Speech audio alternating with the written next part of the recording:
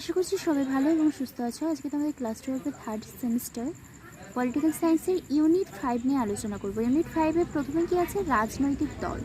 তো রাজনৈতিক দল কাকে বলে?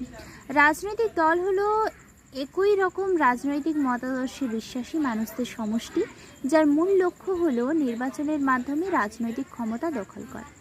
অর্থাৎ রাজনৈতিক দল বলতে একটা দলের মধ্যে যে সমস্ত মানুষেরা রয়েছে সেই মানুষেরা কিন্তু একই মতাদর্শে বিশ্বাসী হতে হবে এবং তাদেরকে নির্বাচনের মাধ্যমে রাজনৈতিক ক্ষমতা দখল করে নিতে হবে।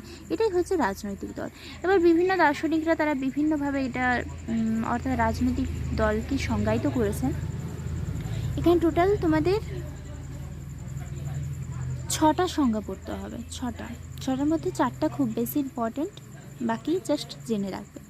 তো ম্যাকাইভারের মতে, প্রথমে ম্যাকাইভারের মতে রাজনৈতিক দল হলো নির্দিষ্ট নীতি ও কর্মসূচির ভিত্তিতে সাংগঠনিক একটি গোষ্ঠী যার সদস্যরা এই নীতিকে সরকারের নীতি হিসেবে প্রতিষ্ঠিত করতে চায়। বেঞ্জামিন কি বলেছে? বেঞ্জামিন বলেছে যে রাজনৈতিক দল হলো সম রাজনৈতিক মতাদর্শে বিশ্বাসী কিছু লোকের সমষ্টিকে বোঝাতে চেয়েছেন।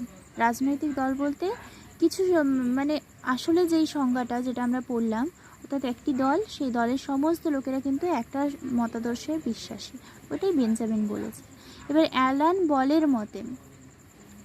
বল বলেছেন কোনো জনসংগঠন এককভাবে বা অন্য দলের সাথে একযোগে রাজনৈতিক ক্ষমতা দখল করতে এবং তা বজায় রাখতে সচেষ্ট হলে তাকে মরিস বলেছেন রাজনৈতিক দল হলো নির্দিষ্ট কাঠামোযুক্ত একটি সংগঠন।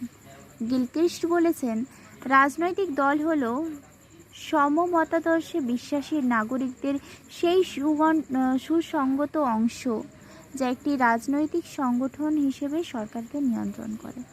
এবার এডমন্ড ইনি বলেছেন কয়েকটি নির্দিষ্ট স্বীকৃতির নীতির ভিত্তিতে সংগঠিত এমন একটি জনসমষ্টি যা যৌথ প্রচেষ্টার মাধ্যমে জাতীয় স্বার্থ রক্ষার জন্য সংগঠিত হয়। এখানে যে সংজ্ঞাগুলো তোমরা দেখলে, এই সংজ্ঞাগুলো কিন্তু মুখস্থের মতো করে নিতে হবে, কেননা সংজ্ঞা তুলে ধরে বলে দিল যে রাজনৈতিক দল হলো নির্দিষ্ট কাঠামোযুক্ত একটি সংঘ। কার মতাদর্শে? তো মরিস।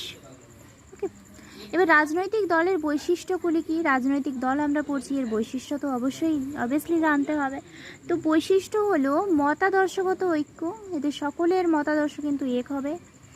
সাংগঠনিক কাঠামো, এবার জনমত গঠন, নির্বাচনে অংশগ্রহণ, সাংগঠনিক কাঠামো, সরকার গঠন বা বিরোধী ভূমিকা থাকবে, সরকার গঠন করার ভূমিকা থাকবে, রাজনৈতিক সুরক্ষা থাকবে, সচেতনতা থাকবে। অর্থাৎ মতাদর্শগত ঐক্য বলতে রাজনৈতিক দলের মধ্যে যে সমস্ত সদস্যরা থাকবে তারা মতাদর্শ দিক থেকে কিন্তু একই হবে, ঐক্যবদ্ধভাবে থাকবে। এবার জনমত, এরা কিন্তু জনমত গঠন করবে। তাছাড়া নির্বাচনে অংশগ্রহণ নেবে, যেমন ভারতের বিভিন্ন রাজনৈতিক দলগুলো রয়েছে, বিজেপি, তৃণমূল, তো এরা কিন্তু নির্বাচনে অংশগ্রহণ করবে। তাছাড়া অন্য দলও রয়েছে, এটা কিন্তু সাধারণ সবাই জানো, এটা নাম শুনে থাকবে, বিজেপি, তৃণমূল। তাছাড়া সাংগঠনিক কাঠামো, সরকার গঠন বা তার বিরোধী ভূমিকা হিসেবে কাজ করবে, রাজনৈতিক সুরক্ষার জন্য সচেষ্ট হবে। এবার সচেতনতা, এগুলো হচ্ছে রাজনৈতিক দলের বৈশিষ্ট্য, 7টি বৈশিষ্ট্য।